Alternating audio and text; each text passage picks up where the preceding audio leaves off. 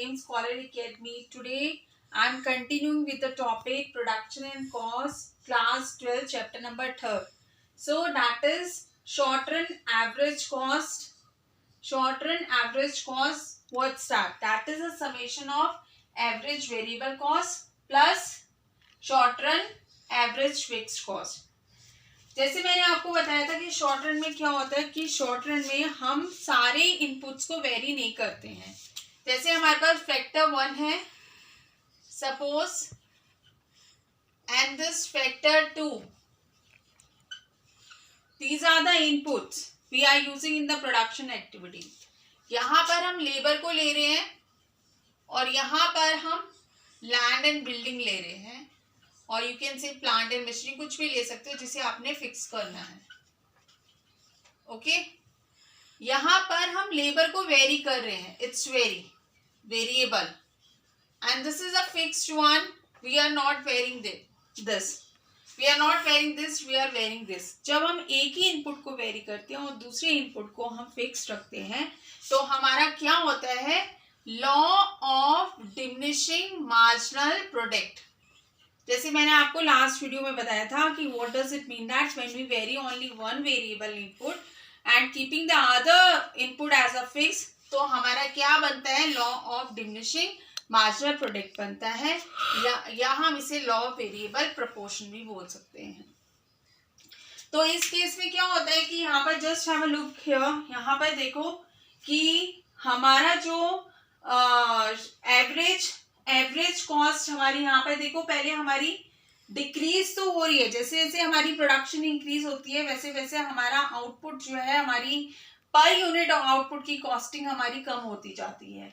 तो यहाँ पर हमारा डिक्रीज हो रहा है और बट लेकिन it is below then short run marginal cost. Marginal cost से हमारा कम होता है. मार्जिनल कॉस्ट वैसे मैंने आपको बताया था कि हमारे पर यूनिट आउटपुट से, जैसे हमारे जैसे जैसे हमारा आउटपुट इंक्रीज हो रहा है तो कॉस्ट में हमारे क्या क्या चेंजेस आ रहे हैं, पर यूनिट कॉस्टिंग हमारी कितनी इंक्रीज होती जा रही है, उसको हम क्या बोलते हैं, शॉर्ट रन मार्जिनल कॉस्ट कहते हैं.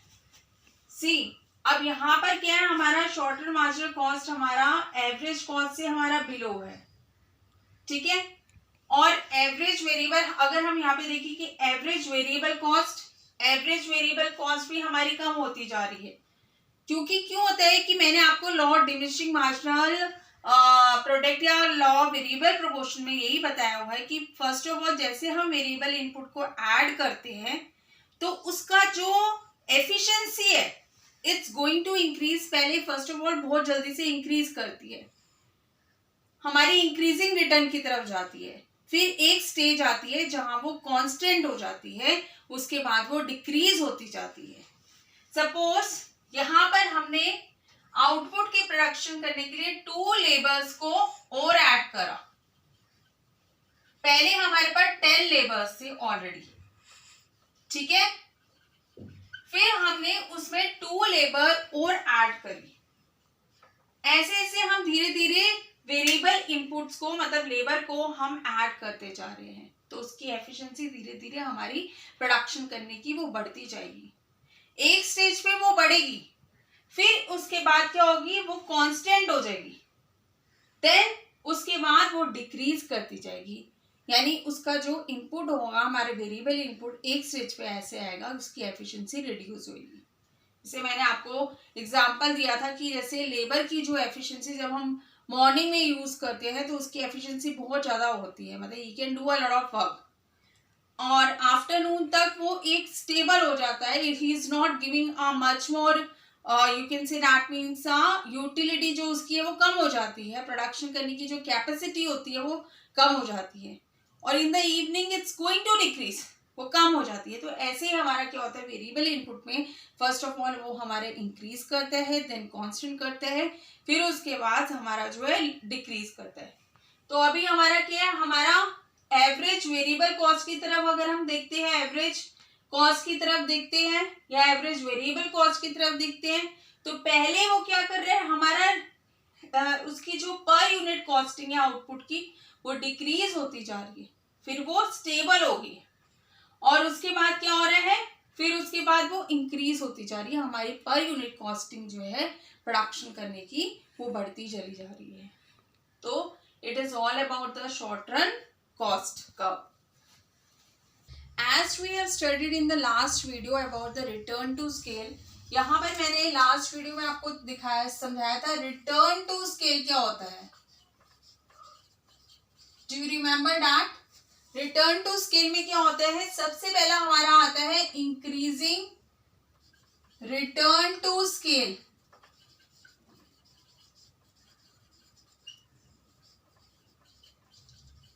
That is IRS, increasing return to scale. और दूसरा पॉइंट हमारा आता है constant return to scale, that is CRS। और थर्ड पॉइंट पे हमारा आता है डिक्रीजिंग रिटर्न टू स्केल,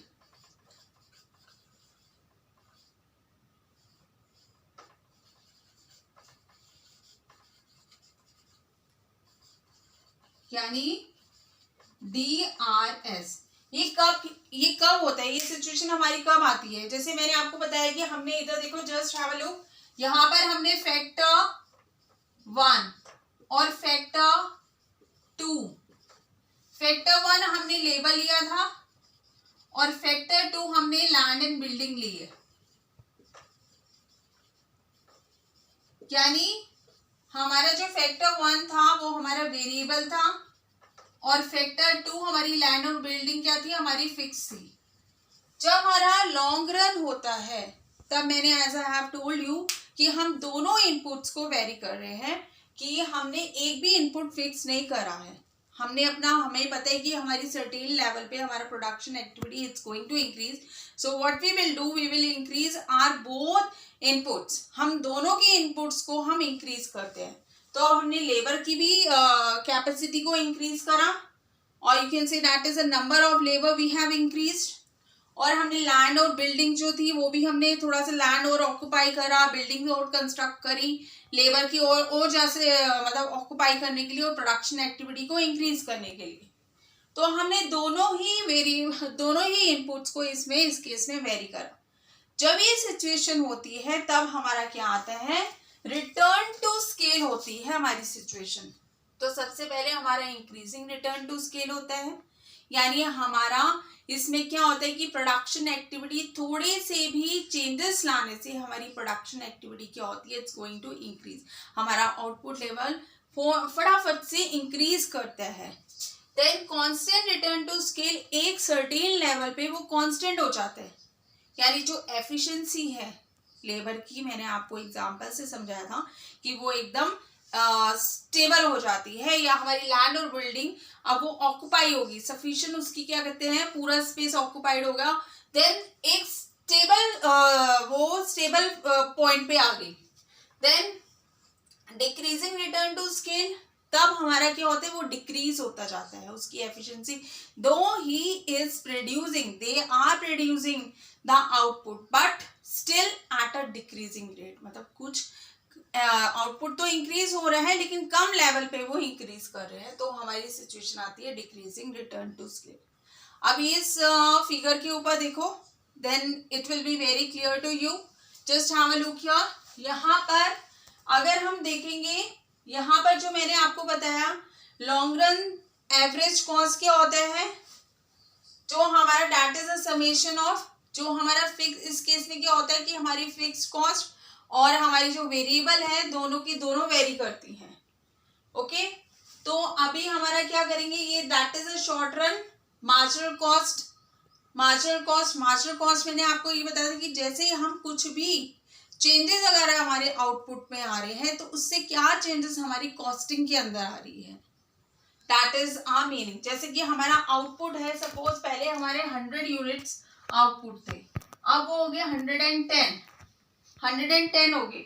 तो पहले हमारे 100 यूनिट आउटपुट की थी, यूनिट्स है हमारे, पहले हमारे 100 यूनिट आउटपुट प्रोडक्शन करने में सपोज हमारे 1000 कॉस्टिंग लग रही थी, और अब कॉस्टिंग के अंदर क्या चेंजेस आ गए हैं, 1000 से समझ लो कि 1200 के अंदर चेंजेस आ गए हैं, ये हमारी कॉस्टिंग में चेंजेस आ गए हैं। तो यानी 10 यूनिट के प्रोडक्शन से हमारी कॉस्टिंग में कितने चेंजेस आ गए हैं, 200 के अंदर चेंजेस आ गए हैं, तब 10 यूनिट। बट लेकिन अभी हम marginal cost, short term marginal cost में क्या कर लेंगे कि हमारी थोड़े से अगर कुछ भी अगर हम ऐड ऑन करते हैं यूनिट की, एक भी यूनिट की अगर हम प्रोडक्शन करते हैं तो हमारे क्या चेंजेस आते हैं कॉस्टिंग के अंदर। तो यहाँ पर अगर 110 की जगह हम 101 मान लें तो that is more convenient for you, you can understand it very easily कि अगर हम एक यूनिट की प्रोडक्शन से हमारे में कितने चेंजेस आ रहे हैं कॉस्टिंग के अंदर, 200 के चेंजेस आ रहे हैं कॉस्टिंग के अंदर, तो वो होता है शॉर्ट टर्म मार्जिनल कॉस्ट। तो पहले अगर आप इस फिगर में देखोगे कि यहाँ पर क्या हो रहा है कि average long run average cost है वो हमारी ग्रेटर है शॉर्ट रन मार्जिनल कॉस्ट से। वो क्यों है, क्योंकि हमारा पहले इंक्रीजिंग रिटर्न टू स्केल का कंडीशन आ रहा है, यानी हम थोड़े से भी चेंजेस अगर हम करते हैं अपने इनपुट्स के अंदर तो हमारी इंक्रीजिंग रिटर्न टू स्केल आता है, यानी हमारा आउटपुट बहुत जल्दी इंक्रीज करता है। और एट एक पॉइंट ऐसा आता है that is at a level of a Q1 जहां पे वो कांस्टेंट हो जाता है, that is constant return to scale as I have told you. Then उसके बाद क्या होता है कि हमारा डिक्रीजिंग रिटर्न टू स्केल आता है यहाँ पर, यानी लॉन्ग रन एवरेज कॉस्ट क्या होती है हमारी is lower than short run marginal cost. कब, क्योंकि इस केस में क्या होता है कि हमारे इनपुट तो इंक्रीज, हमारा जो है आउटपुट इंक्रीज हो रहा है but at a decreasing rate पे हो रहा है। So this is all about the long run average cost curve. If you like this video then you please like, share and subscribe this channel. Thank you so much.